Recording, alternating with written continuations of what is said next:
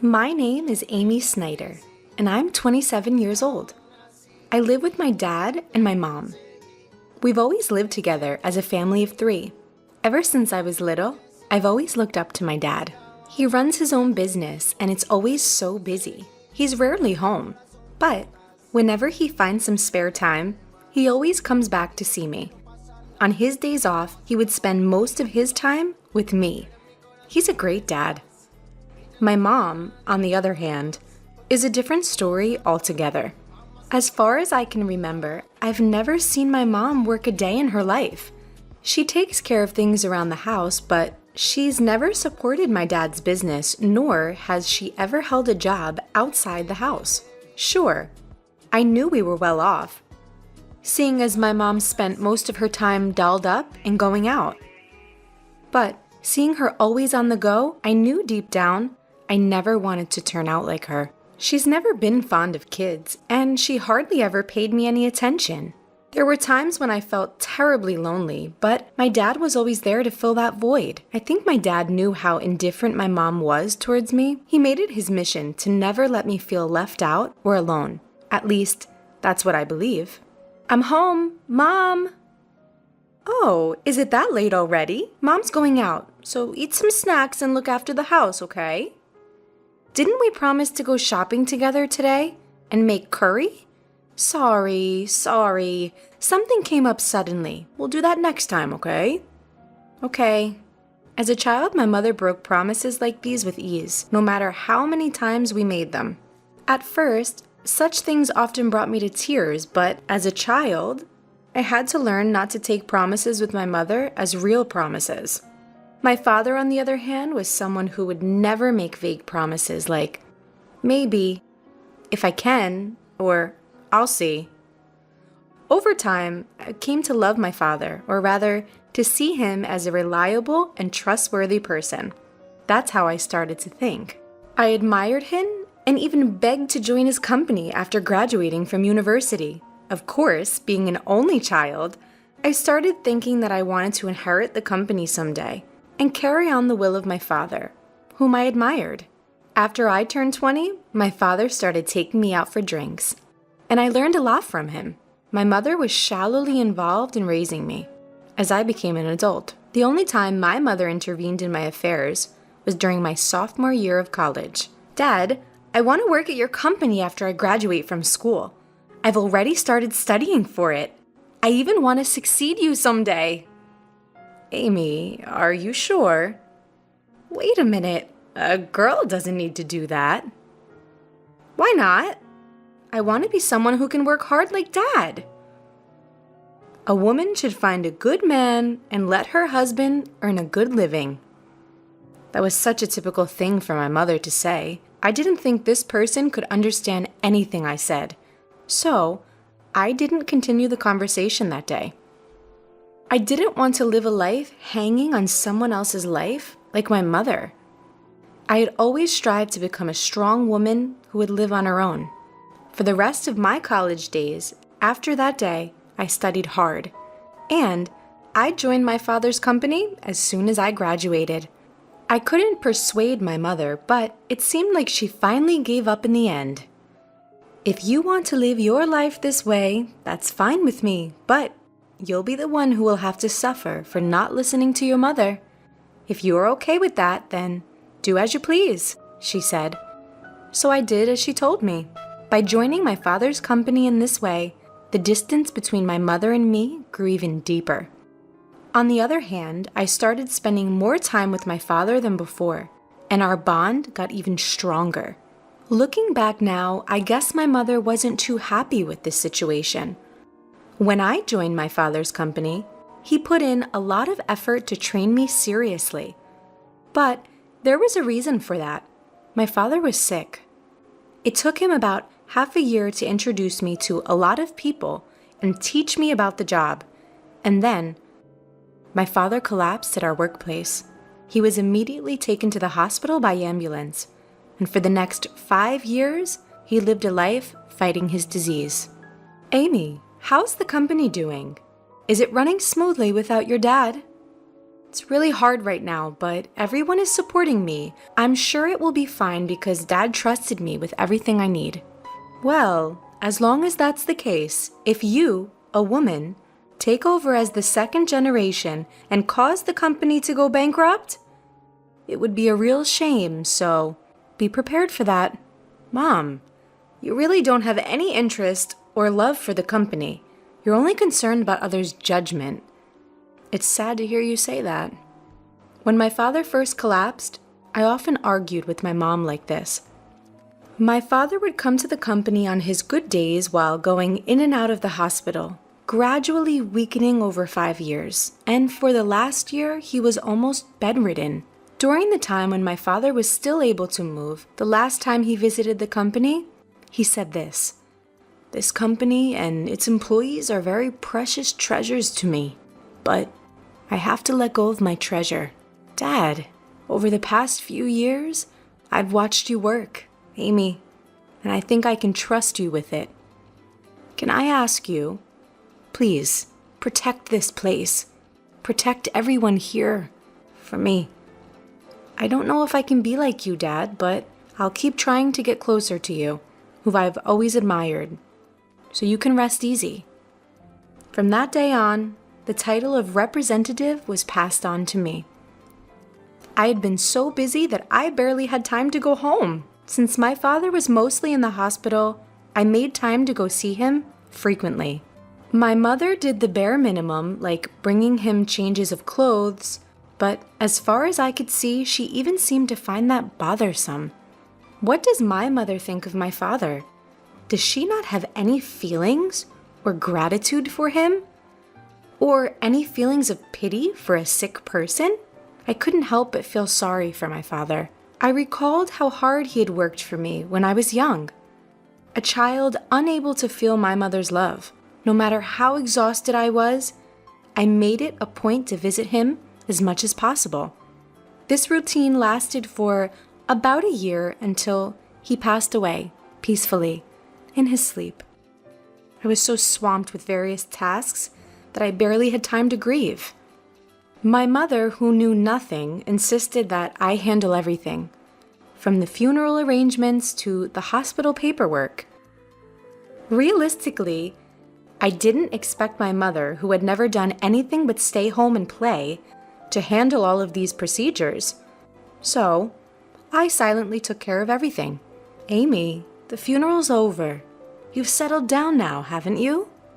My mother broached the subject the day after the funeral. "Please, leave this house. I've just inherited 200 million yen, so I have no use for you anymore." "Thank you. I was waiting for you to say that." I had concluded that talking to her any further was pointless. Did she think it was okay to just have money and live a life of leisure? I had nothing but questions, but I decided to leave. The next day, I called the service and sold all my belongings related to me. My mother was utterly surprised at how quickly I had organized my departure. However, I had kept a secret from her. I didn't know why she claimed to have inherited 200 million yen, but my father had entrusted all the money matters to me, and I was the rightful inheritor. There wasn't a single penny left for my mother. My father had firmly requested this when he was still healthy. "Your mother doesn't understand anything about money management or spending.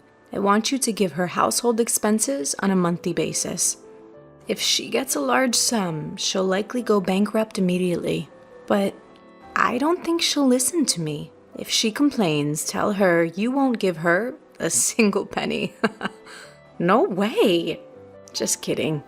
But if you have trouble dealing with her, give her this." My father handed me an SD card. He said it contained a video letter from him to my mother.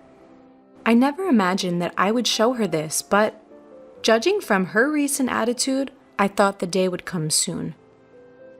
My mother, alone in the spacious house after I left.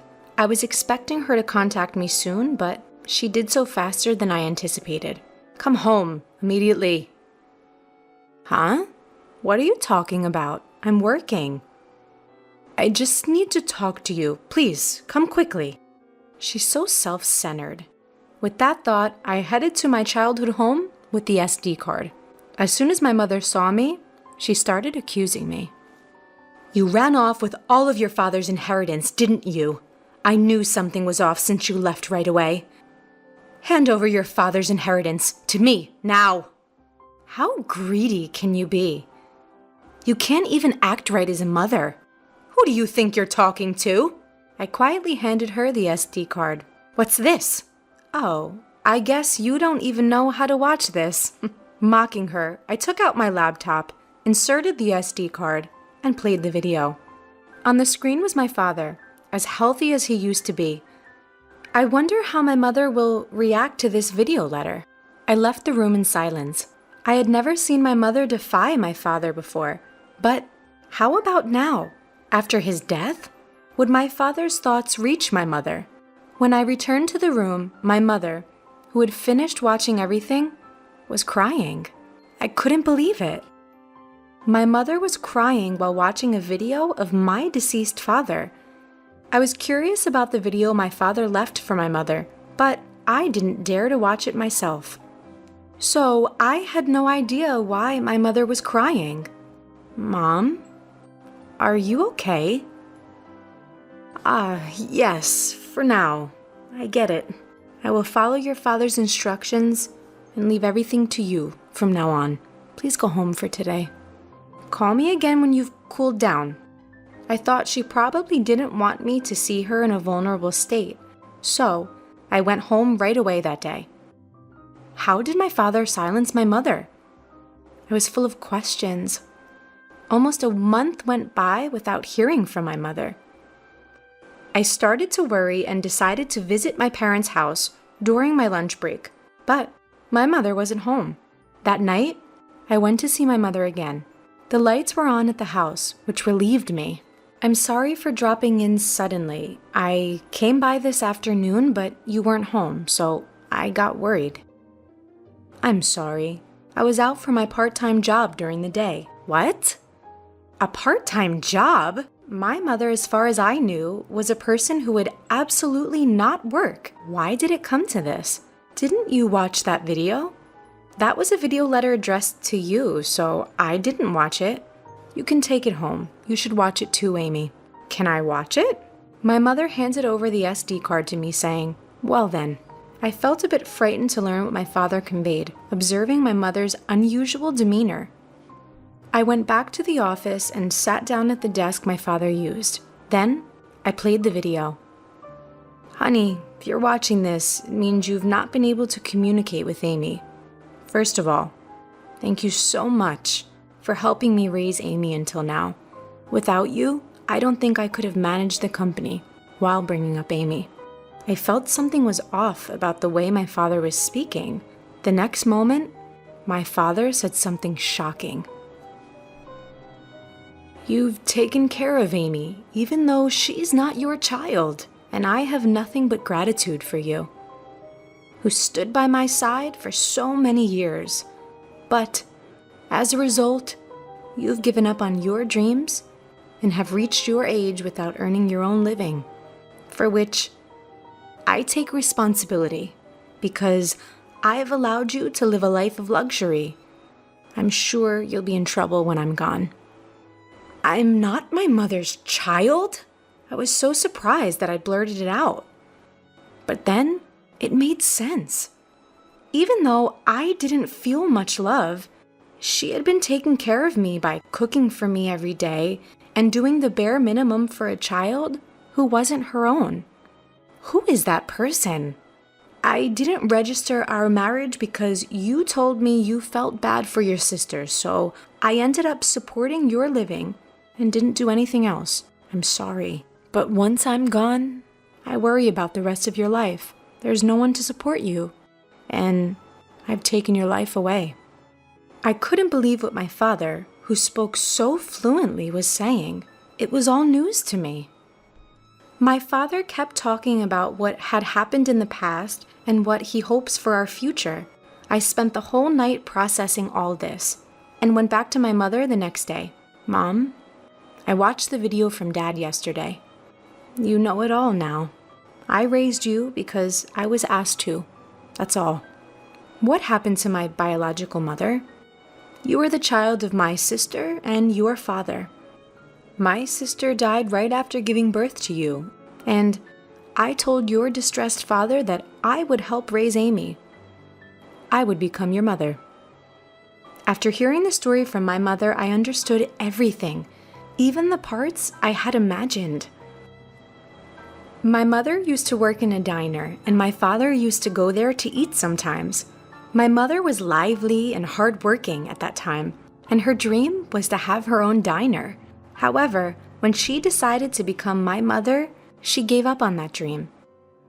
After being reminded about her dream from my father, my mother decided to work for it again, and is now training as a part-timer to make that dream come true. I should have done this earlier. Working is fun and suits me. I had no idea. So, it's my fault you didn't work. I'm really sorry for not knowing anything. It's not your fault, Amy. I made the decision myself. But I'm not good with children, so I couldn't handle you well. And I'm the one who caused you trouble. I never thought the day would come when I could have a conversation with my mother like this. At this stage in my life, I finally feel like I've come to understand my mother a bit. We've had many conversations since then, and we decided to use the money left by my father to fund the opening of her shop. Once she started working, she became somewhat humble. She was hesitant when the topic of funds for the shop came up, which would have been unimaginable not too long ago. While maintaining my regular job, I also helped with the opening of her diner, which led to me seeing my mother frequently. I attribute this newly forged relationship to my father.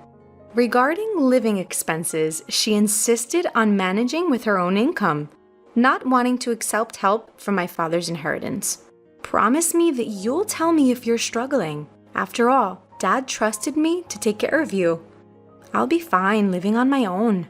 It doesn't cost that much, but in terms of my diner's expenses, I'll be relying on you. Of course. I'm looking forward to it too, so do your best.